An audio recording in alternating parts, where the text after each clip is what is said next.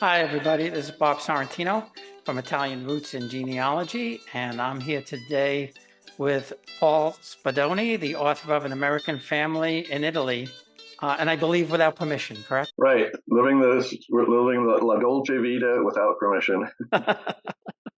So it's a fantastic story, and in hindsight, I wish I had done something like this years ago. My wife was even saying we should have bought something when the kids were young, but we're considering it now. But before we get to the book, a little bit about your background and your Italian roots. Where's your family from? Sure.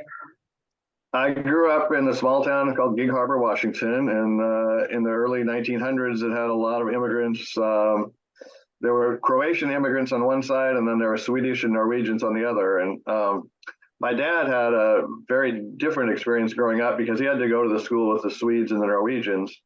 And he and his brothers and sisters had a difficult time in school because they were bullied quite a bit, so much so that my poor aunt, my dad's sister, started school 3 times before she made it through first grade because it was just tough for her. By the time she was her third year, she was going to school with my dad, so they had at least 2 of them there. But it was so difficult that my grandmother had to go to the school and get my dad and his sister dismissed from school early so they could get a head start on the walk home because most of the bullying came after school was out. Anyhow, it was a time when it was to be a foreigner was looked down upon. Everybody wanted to be proud that they were American. So my dad grew up, only speak English in the house, which is kind of why we never learned Italian when we were young. And he was, you'd ask him, he was American, and that's because that was the emphasis then. When I grew up in the 50s and 60s, it was now a time to be really proud to be Italian Americans. We had movie stars, singers, baseball players, boxers, racers, all these people that we were, it was great to be Italian American because we were heroes in so many different areas. So I grew up real proud to be Italian. My best friends were all my cousins because I had like 25 cousins living in Gig Harbor.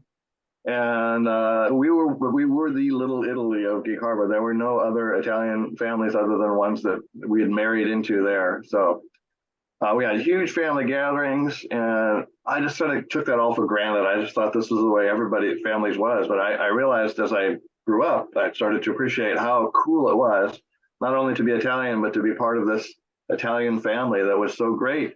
I had my aunts and uncles and my cousins to be examples for me. And so I grew up very proud of being Italian American, and I very much wanted to go to Italy when I got older. I even considered majoring in Italian in college, realizing that was not too practical a career. I ended up majoring in journalism instead. And then family got in the way. I had marriage, I had 4 kids, I had to raise those, and so it's going to be, it took a while. It wasn't until my 40s that I was able to go to Italy. Well, that's great. I mean, we went to Italy for the first time when we were in our 40s, 20-something years ago, but I didn't know what I knew now. And I really wish I did. And even with that, we didn't get to see enough of the country to really feel the essence of it. Yeah. But I have to ask you because it's obvious. Gig Harbor, Washington is not the first place you think of when you talk about Italian immigration. So how'd the family wind up there? My grandfather, he first went to Chicago, worked in an iron foundry, and that was terrible hot work. Heard about a job as a cook on a train crew that went around repairing train tracks. And he was not trained as a cook, but he's Italian. So, Italian men grow up knowing how to cook. So he said, yeah, I can cook. And as they were traveling around the country, they came to Washington. And when he got to Washington, he heard about a brick factory that was starting up near Eatonville, Washington. And he had made bricks in Montecarlo. So he quit the train crew and went up and started making bricks. When he came across in 1903, his occupation was listed as peasant. Then it was crossed out and they put laborer, kind of political correctness there, Mm-hmm. When he went back, he worked for 5 years and he went back and married my grandmother. When he came back across, his occupation was listed as engineer. That is like an operating engineer in a brick factory. So he had, come up hill. And then he got a job in Tacoma. There were a lot of Italian immigrants in Tacoma. He got a job at a smelter and commuted to Gig Harbor across the water. So that's how we ended up being a small Italian-American community in Gig Harbor, but across the Narrows was Tacoma, which had a large Italian-American community. Oh, that's a cool story. So I'll tell you one quick little funny story about an Italian cook. My cousin, Mike, he went to Vietnam. He gets off the plane or whatever, boat, whatever in Vietnam, and they ask you, who knows how to cook? He had no idea how to cook. Raises his hand. They sent him to the kitchen. The sergeant, the mess sergeant tells him, do this, this, and this. Yeah, I don't know how to do that. He goes, I thought you said you could cook. I can't, but I figured it was better than being shot at. Exactly. He spent a year in Vietnam in the officer's mess. So not only we're good cooks, we're fast thinkers too. Right? That's right. So yeah, that's a really cool story. And to your point about, the family, I always tell people I felt like I had 9 mothers and fathers, because all my aunts and uncles, Yeah. they were just like your parents. They corrected you when you needed correcting, and they were there for you when you needed something. So now I'm gonna probably obvious, but I'll ask the question anyway. Now, have you researched back to Tuscany, and have you found anything really interesting there? I probably did, because you're there all the time, but. Yeah. So what happened is I really wanted to go to Italy. So I was a teacher at the time. I started out as a journalist, ended up teaching journalism and English. And I wanted to go so badly that I applied for a leave of absence for my teaching job for a year. And I bought one-way tickets to Italy for me and my wife and my 2 teenage daughters. I had 2 other children that were already out of college and then working. And I just wanted to go, and I was going to go there. I had the crazy idea that I could go there a week before my wife and daughters and find an apartment and find a job, because I had tried to find one remotely, but I was not able to do it. So I just said, okay, I'm going to go there anyhow. Well, that would have been impossible. Don't do that. Okay, don't do what I tried. Luckily, over the summer, I was able to find a job beforehand, and the teacher or the headmaster at the school was a British and Italian school. He found me an apartment too. So I had a job and I had an apartment before we went there. But before that, my colleagues thought I was crazy. It's like they'd ask me questions like, do you have a job? No, I don't have a job. I'm going to look for one. Well, do you speak Italian? Well, very little, yeah. But, I'll learn it when I go there. Where will you live? Well, I'll look on the classified ads for an apartment. How about your daughters? They're in high school. What are they going to do? Well, they'll have to take school correspondence courses or online courses. Thankfully, I was able to find this job, and my wife was 100% behind me. She's so supportive. But my daughters argued, rebelled. They begged and cried, leave us here with our friends. But that was not an option. Now, ever after that, they thanked us many, many times for that year they spent. It was like an unforgettable year. During that time, I started doing some research on the family history, but it wasn't until we started going there after I retired from teaching that I really started to dig into that. And because I spent that year in Italy teaching, I really wanted to go back. It was not enough for me. It hadn't satisfied my thirst, partly because I had to speak English all day and I wasn't really, learning Italian very well. So when we came back from that, I looked into every way I could to retire early. And I was able to retire at age 57. And Lucy and I embarked on a little experiment. We would go back to Italy for about 3 months at a time. And we're going to do this for like 3 to 5 years and decide, okay, is this something we want to keep doing? Go here for 3 to 5 months or three months at a time? Or will we say, okay, we've had enough of Italy. We did that. Or will we say, hey, maybe we should just move here? And we ended up deciding that 3 months was about right. So after we did that for 5 years, we decided to buy a house. The town we had decided to move in was Montecarlo, with the nice tower that you see behind you.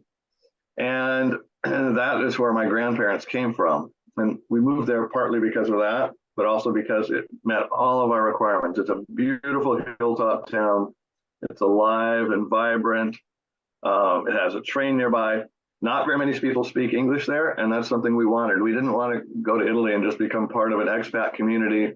We've met people who lived there for 20 years and they hardly speak any Italian because all their friends are British and American. We didn't want to do that. We wanted to learn Italian. As I got there, I started doing research, and this could go on for a long time here, Bob. If you have any other questions you want to ask, I'll start getting into them. Keep going. I'm fascinated. Okay. So we did know some people on my grandfather's side, the Spadoni side. So I had some start on that history. I knew obviously my grandfather's name, my great-grandfather, and my great-great-grandfather. But that was it. And all my relatives there had no interest in going any farther. Then I was like, well, we've lived here a long time. We don't know. But, it was up to me to do the research. I would go to the churches and ask, do you have like baptism records? Because as you know, and probably a lot of your viewers know, you can't really go back beyond 1860 or so on the civic records. It's church records that really show the baptism. So all the churches would say, yeah, all the baptism and marriage records are kept in a central archive in Pescia. So I went to Pescia, and first I got the kind of brush off, like, well, we're real busy, come back later. Finally, I got a priest who took me out on the street, and he said, see that building down there about 2 blocks away? Like, doesn't have any name on it or address, but it used to be a monastery, and that's where the archives are.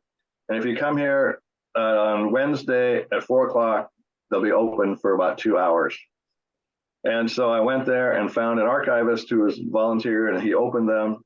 There were probably about 5 Italian people in there who were doing research on their own. And the cool thing is I don't think this is common, but you can actually open the books, the actual baptism records, yourself and look through them. And so the first thing I did is the archivist helped me find my grandfather's birth, because it's important to start from the latest person born, because it's when you find his birth record, it says the name of his mother, the name of his father, and his grandfather.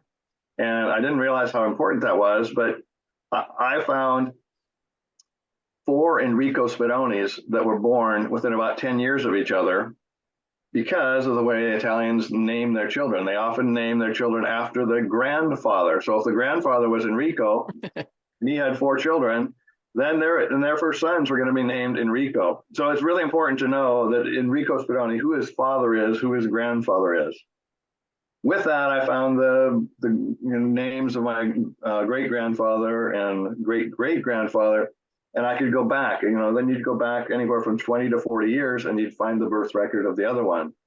And at first the archivist would help me because all I could read was Spadoni in it, and the baptism record. And then he'd go and show me the other names. And I gradually got better and better at reading all the rest of it. But it took me a while, and he was very patient with me. And so by doing that, I was eventually able to trace the Spadoni family back to as early as they had records was in the 1400s. Wow, that's awesome. Really That's great. lucky because, they had lived there the whole time. And so that was amazing to me. And the first thing I did is just trace my line back. And then I realized, well, there's a lot of other Spadonis living in this area around Pescia, Montecarlo, Pontebuginese. I wonder how we're related. Then I met a few of them, and they all said, we don't know how we're related. And so I went back and I recorded every Spadoni baptism from the 1500s onward up to these records are only available through like 1900. From there, now I'm able to meet another Spadoni in that area and find out who their grandfather or maybe great-grandfather was and which city they were born in.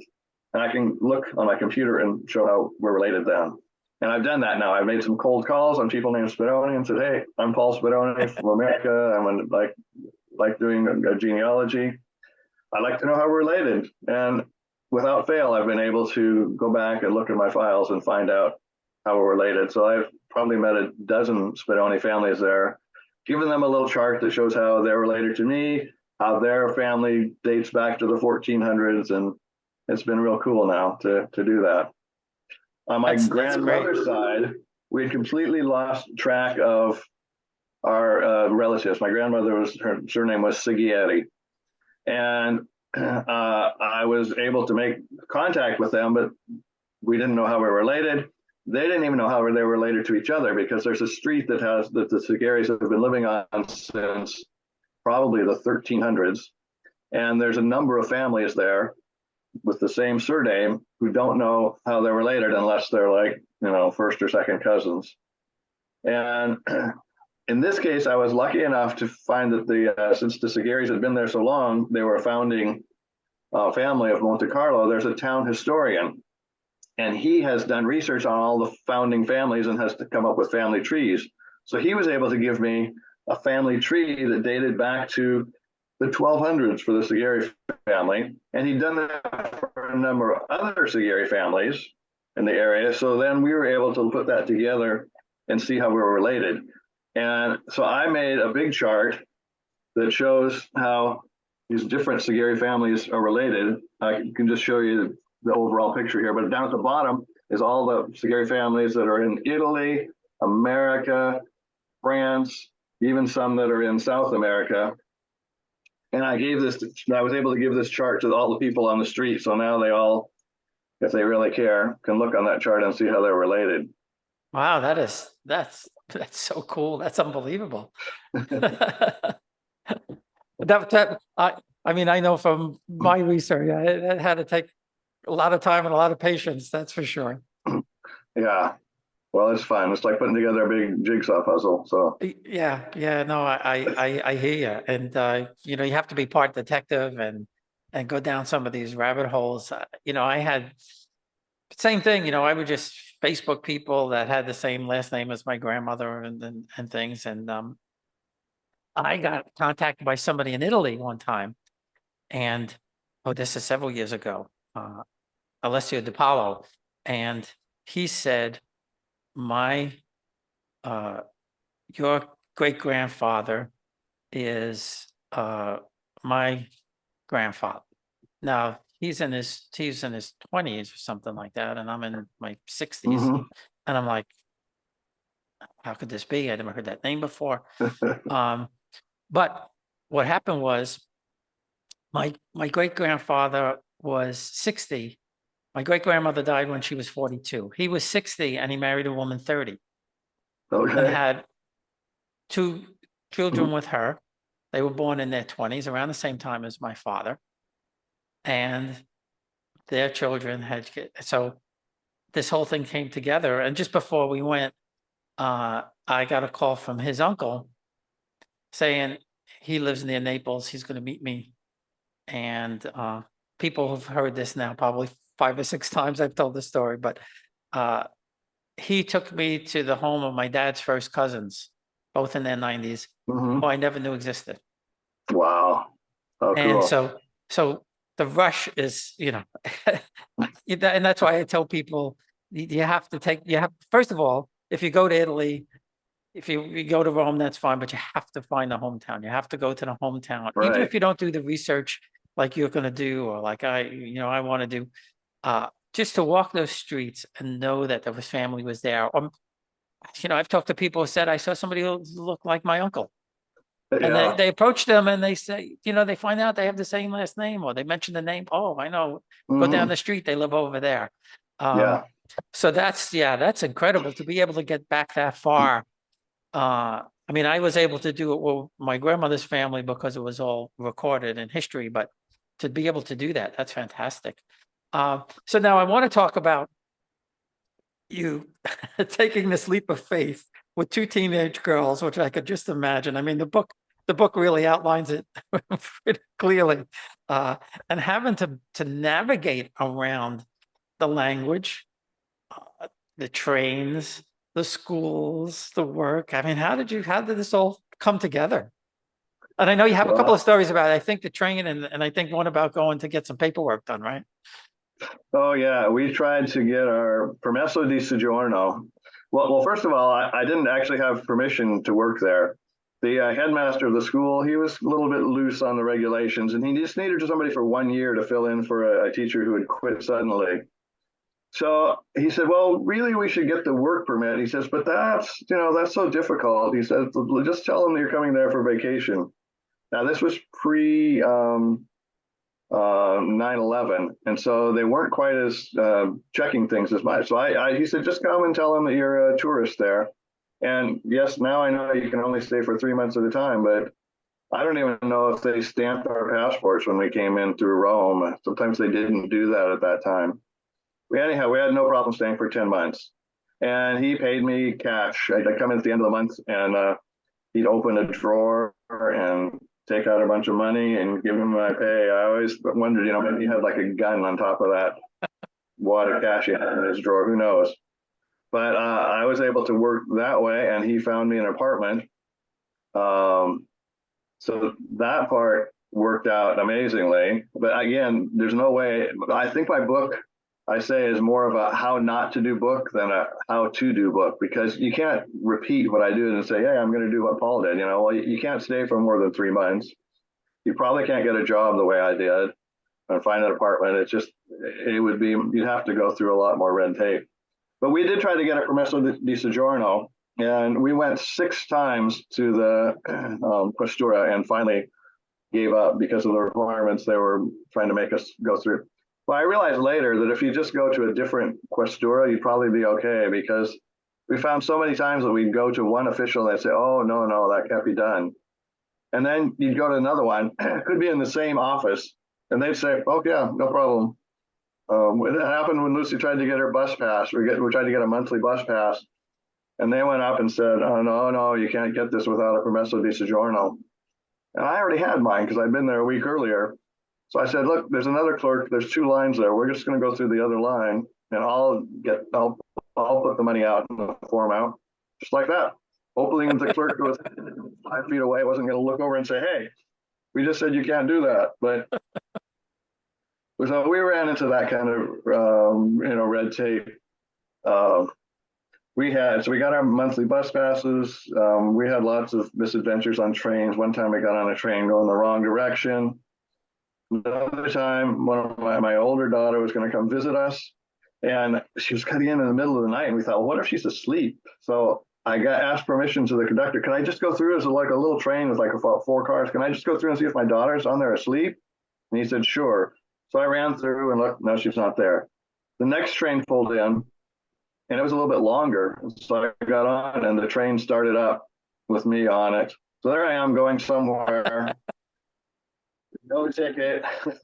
She's not on the train. And the train went for about 20 minutes before it stopped. I had to get off and at this station at like 4 in the morning, and was freezing to death because it was December. And then I had to get back on again, and I hid in the bathroom so they wouldn't ask me for my ticket. Got back to Ottawa. So anyhow, we did a lot of things wrong, but it was just unforgettable experience. It's a great time. We'll remember those forever. Well,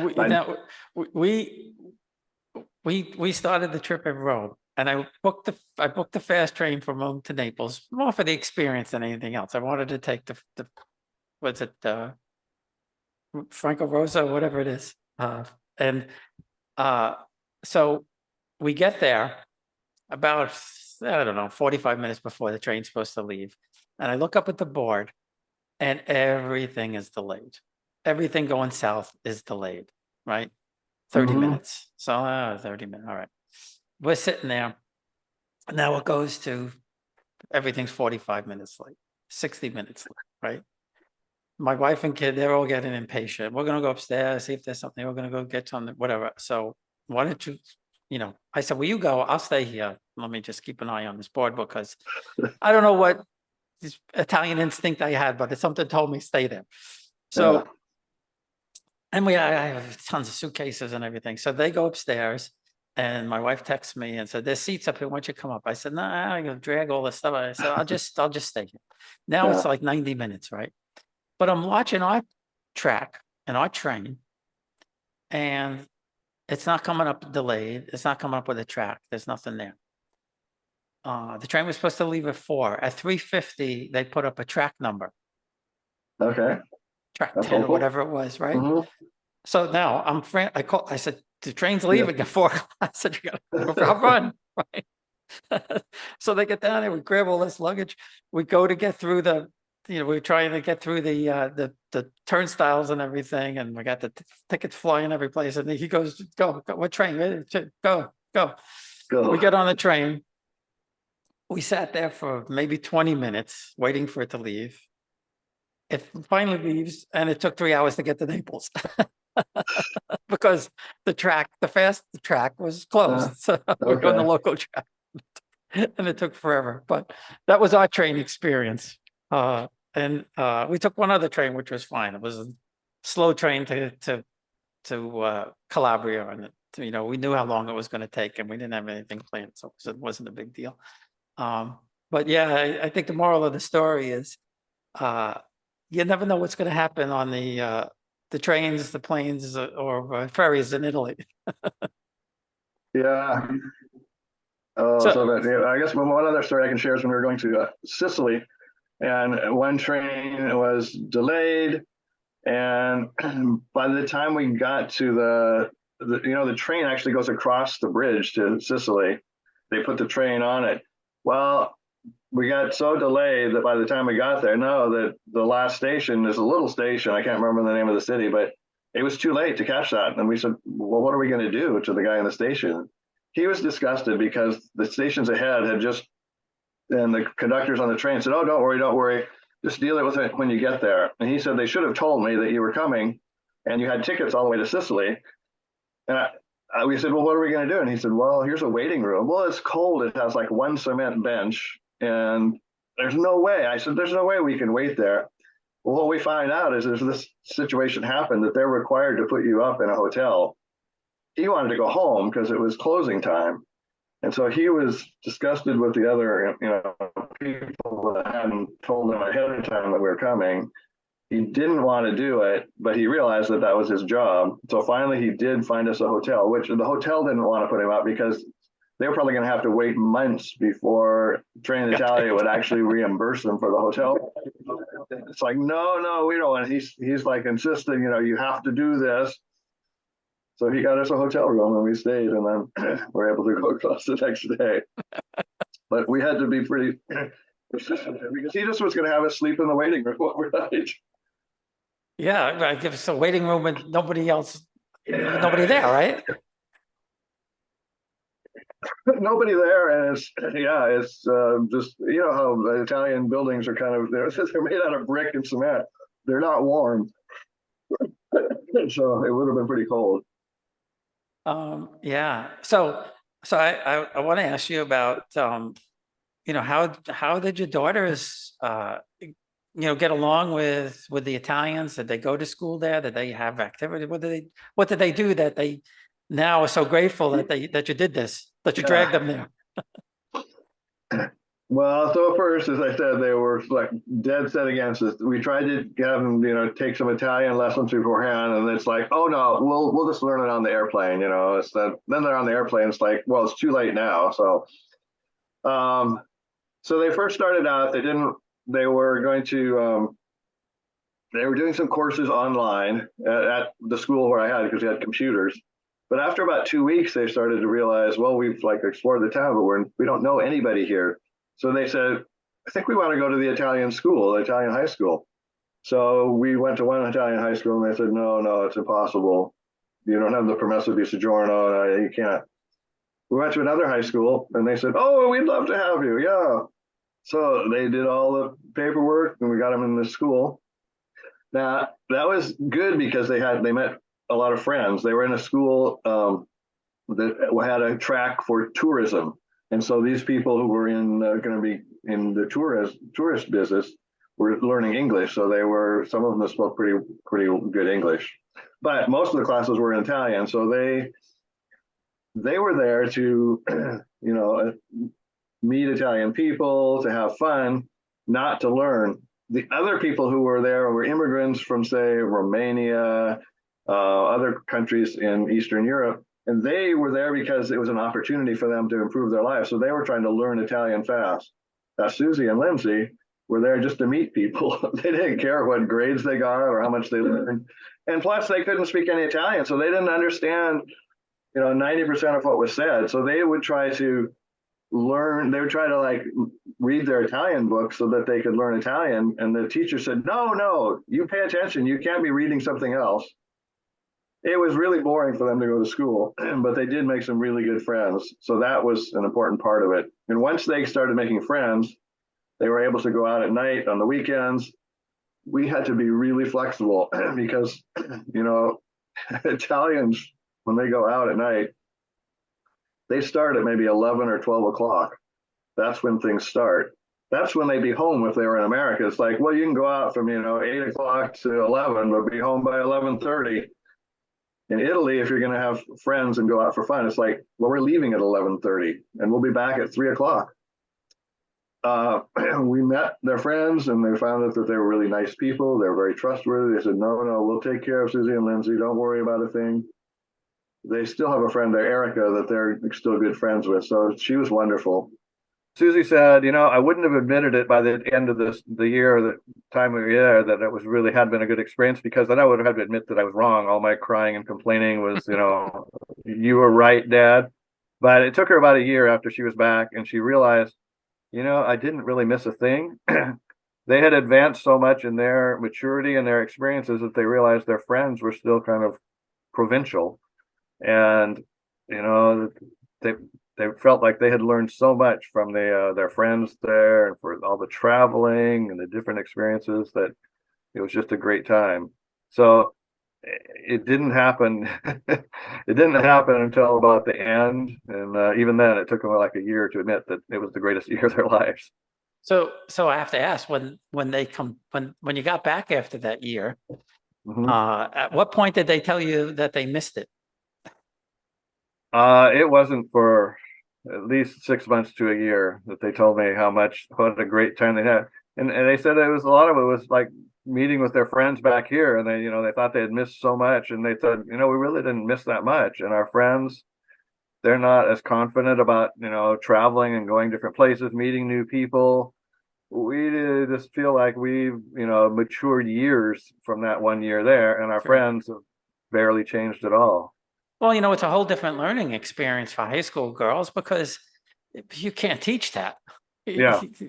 That's a once in a lifetime experience to be able to live in another country and to do that. I mean, we lived in England for 2 years. I mean, we were grown-ups. My son was only a baby, but you can't compare the experience of a visit to someplace to actually living there. That's true. I don't think we were back 2 days, and we were walking down the street. My wife said, "Why are we here? I miss it so much." And I was shocked that she told me that, because she was so concerned about going, and we were only going for 2 weeks. And that's just a super, super experience. So now, do you go on just a regular visa now, or do you have a retirement or your citizenship? No, we don't have actually a visa, because we only stay for 3 months at a time. We go usually like March, April, May, and then again in September, October. So we don't stay for longer. Now, I would have no problem because I got my dual citizenship, so I could go. Okay, so you do have it, yeah. I could go on, an Italian passport. And actually, when we bought our house in Monte Carlo in 2015, we applied for residency. So technically we're residents of Monte Carlo now. We have a permesso di soggiorno, or not a permesso di, well, Lucy has a permesso di soggiorno, and we have a carta di identità for living there. So I think we may be able to stay longer if we showed that, but we're not going to push it, because I don't know, we really, being residents of Monte Carlo, but we're only there for 4 or 5 months a year. I'm not sure how that all works out. We're still residents of the United States and of Italy. But in any event, we don't test that. We just go for 3 months, and then 3 months in the spring, maybe 2 months in the fall. Yeah, and that's kind of what we're trying to decide. I mean, we're hoping to go back in September and go to, we went to Campania and Calabria and places like that. We didn't go to Puglia, where my mom's family is from. So I want to go there. And I found out that from my dad's family, I have cousins in Toronto, which is it's about an hour to where my grandfather are from, in Torito. So we're hoping to do that. And then, like you said, maybe we'll see if we find something to rent for 3 months if we decide to do that and try it out, and then That's what we did at first. We rented for 3 months at a time on an agriturismo, kind of during the low season, so they gave us a special rate. And one of the reasons we decided to buy is because this agriturismo was great, but we're kind of in the country down at the bottom of Monte Carlo, and we're not meeting people. You know, you go for a walk and you're in the country, there's a farmer out in the field and you wave to him, and that's about it when you take a walk. When we bought inside the walls of Monte Carlo, now you go for a walk, you see the store owners, the restaurant owners. The castle at the end is a friend of ours, the guy who owns the castle now, and it's just a totally different experience living inside the city than living out in the country. So I would highly recommend that yeah, you get in the city. yeah, that's what we want to do. Well, my wife wants us to look out one window and see the ocean, the sea, and the other window and see the mountains. So that's going to be a challenge, but not so much in Calabria because they are there. But of course, those are the Yeah. most expensive places. So the tower's behind me. Where do you live in relationship to the tower? That's about maybe 3 American blocks away. Oh, so I'm close. trying to Nice. figure out, yeah, which way you're looking at it from. Yeah, so actually that picture was probably taken from the castle, the fortress, and then down there's the church tower is what you see behind you. Our house would be kind of about 3 blocks down that on the right side. That's the main street of Monte Carlo. So yeah, we're right there in the center of town.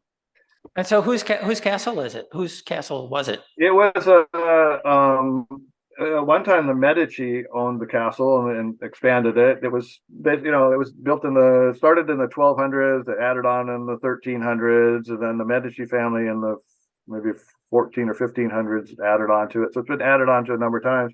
It's privately owned now, which is actually a good thing because the family is wealthy enough to take care of it. I don't know if the city had it, they would be able to maintain it as well as the family. And they open it for tours on weekends. And so it's a great relationship between the city and the owners because they privately maintained but open to the public at certain times.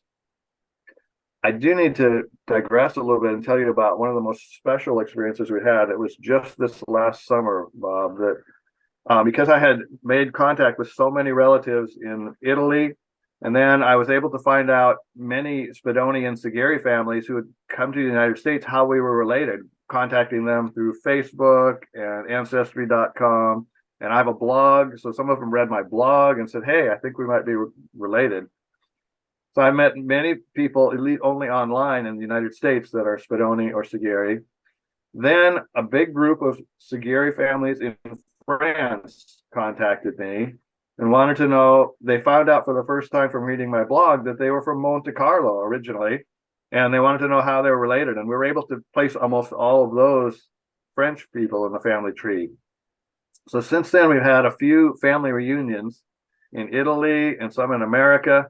This summer, I fulfilled a lifelong dream, a dream since I started to go to Italy, is to have a big family reunion in Italy, in Monte Carlo, Pescia, Ponte Bugenese, where our ancestors came from, that little region.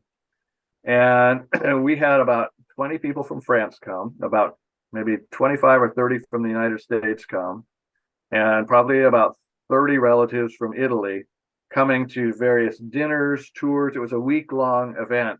So we toured places where the churches where our ancestors were baptized. There's a street called Via Spadoni in one of the towns.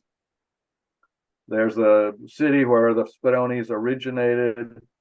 We took tours to all these places and had like 4 or 5 meals together. It was amazing. You have people there speaking French, Italian, English, trying to communicate, using some common languages when they can. Some of the French speak some Italian. I speak some Italian. We had one of my cousins there is a tour guide operator, so she did a lot, and she can speak French, English, and Italian fluently. It was just an incredible time. All of my relatives, some relatives from the United States, we had met from the first time because we had only met, on the phone or Facebook friends, and so they came. Meeting some of their relatives that are closer there in Italy. There was one that was really especially kind of poignant because Italo his his grandfather had been a martyr, so there's a street named after him, and he didn't even realize he had these relatives in California. And so I was able to introduce them, and he was able to show how his grandfather, where he had been killed by the Nazis, Wow. excuse me, the fascists. And so they were like all in tears at the end of that time because they had met for the first time, found out what one of their ancestors' brothers had gone through. It was a it was a really cool time, and I'm sure we'll have a couple more reunions too. But that was real special. Wow, that's awesome. That's awesome. I tried to get some of my relatives. I told them, anybody wants to come on this trip with us and we're going to go here and there. No, nobody wanted to go. So that's Yeah, fantastic that you did that. Uh, especially to have a week together. That yeah, must have been really, really, really special. it was. Yeah, I mean, on our trip, we spent, over the course of 2 weeks, I guess we spent like 4 or 5 days with my cousin Chintzia, who's actually a fourth cousin. But she helped me so much with my grandmother's father's family and connecting with the Pirmalo family, and she knew all the places in Calabria, and we still have. They took me to two homes, one in Montebello and one in Fasado, that were owned by my third great grandparents, and one of them somebody lives in part of it. The other part is kind of, I guess, apartments. The other one is still intact. It's a big stone building. It's owned by a doctor. He's owned it, I think, since 1960, or his family owned it since the 60s. But to your point, it's in such disrepair. It's sad. And Hmm. actually, the town wanted to buy it a few years ago, and he doesn't want to sell it. And I think that's, they probably plans were to fix it up and, maybe use it as a hotel or something like that. And, the funny story about that was they took me there, or took us there, and they had this big picnic outside, all, homemade food from the region and things like that. And we're on this guy's property now, right in front of the palazzo. And at one point I said, doesn't he care that we're, hanging out on this property here for 4 or 5 hours, whatever it was? And they said, oh, he's probably watching and he'll probably come over at some point. And towards the end of the day, he actually did come over, and they said who we were. And he asked, he was talking to them in Italian, of course. I didn't understand it. He wants to know if you want to go inside. I said, do I? Oh, Of cool. course I Mhm. do. But we could only go a little bit in because a lot of the plaster was falling off the walls and the steps were dicey and things like that. But Yeah. you could see what it was like. Hmm. You got the idea of the frescoes on the ceilings and the walls and things like that, of how grand it must have been. So it was bittersweet, Yeah. to be in the home of your third great grandparents and see it in one state, and then knowing what it was probably like before. Right. And my cousin Chintzia, she's found there were those two places. There was another place that they took me to in um Massa di Soma in Calabria, in Campania. There was another place supposedly at the seaside somewhere in Calabria, and then they had another place in Messina, Sicily. So they had these, and the thing about Messina, it was 3 blocks from the ferry, and I only found out about it after we got back. And that place was apparently is still in pretty decent shape. But Well, you'll have to go back. oh yeah, no, and like I said, I want to go back to where my mom's family is from. I don't know if I may have distant relatives there, but um, my cousins from my oldest uncle were all born in Italy. They only came over in 1950 because Hmm. my grandparents left my uncle there when they came over. He was 2 years old, and they left him with his grandparents. And he told the story. He didn't want to come because that was his family. Yeah. And then when he was old enough to come, the war broke out. And then after the war, it was very hard for them to come, and they had to come through Canada, and they spent like 5 years in Canada before they could Wow. come to the States. Yeah. Um, So, yeah, there's just, well, there's so many stories like that. But for anybody who wants to know how not to move to Italy, give us the name of the book again and where people could find it, and your website and your blog and everything. Okay, the book is An American Family in Italy, Living La Dolce Vita Without Permission. And I have a blog called Living with Abroad in Tuscany. And that my wife named that. And so we started that in 2011 when we started coming to Italy regularly. Now it has probably it's approaching 600 entries, and it has over 500,000 page views. And a lot of it just details our life when we started going to Tuscany, going to Montecarlo.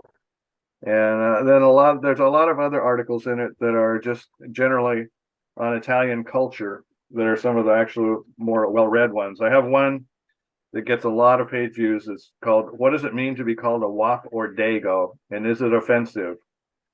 And a lot of people have misconceptions about the origin of the words wop and dago. And I wrote about that, and it's like high on the search engines now. I also wrote about Italians and their superstitions. Is bottom pinching legal in Italy? Tackling Italian bathroom mysteries, basically like the bidet and why there's these little pool chains in the Italian hotels. I've written about genetic diversity and DNA testing of Italians. And widely read one is what will happen if you don't pay your traffic ticket in Italy, because so many people get tickets from the for going into the limited traffic zones or for speeding. But then they can get tickets. They can go past like 4 or 5 cameras and get 4 or 5 tickets in one day Oh, wow. because they get they're in a limited traffic zone. It says ZTL, Zona Traffico Limitato, and they don't understand that, and so they drive past that. There's a picture taken of their license plate, and then they get a ticket in the mail, like probably 10 months later, and in Italian, and they have to try to figure out why they got this and what it is, and if they should pay it. So a lot has been written about that.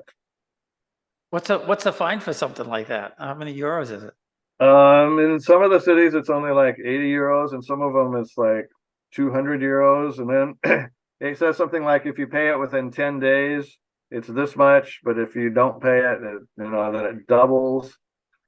My general advice is that you should pay it. A lot of people just regard it as part of the expenses of being a tourist in Italy, something you have to learn. Other people are like adamant that no, I shouldn't have to pay this because how am I expected to know? Read these signs in Italian. So people go in all directions, but I just generally I've gotten them. I pay them. I have 2 cousins there that are cops, so how can I be a lawbreaker? They're going to read my blog and say, "What? You You didn't telling pay his people fine, not to go pay get them?" him. Although the bottom line is that they really can't collect from Americans if they choose not to pay. But Yeah, well, I mean, you're in another country, you should yeah, follow their rules. the ignorance of the law, there's no excuse in America, and it should be the same way in other countries too. Yeah, exactly. Well, listen, Paul, this has been great fun. I really, really appreciate it. This was the second try. I think we tried 3 years A couple of ago. years We had ago, the, yeah. yeah, and we had the problem, but we finally got to do it. So we want to make sure everybody reads the book and checks out your blog. Okay, thanks so much, Bob. I really enjoyed talking to you. Hey, Great. you're going to come to Monte Carlo when we're there. That'd be great to see you too. I'll let you know for You're sure. invited.